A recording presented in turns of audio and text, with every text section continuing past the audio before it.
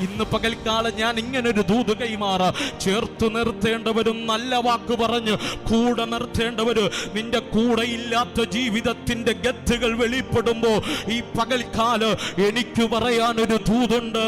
നിന്റെ ഉഴൽച്ചകളെ എണ്ണുന്നൊരു ദൈവമുണ്ട്. നിന്റെ താഴ്ചകളെ എണ്ണി അറിയുന്നൊരു ദൈവമുണ്ട്.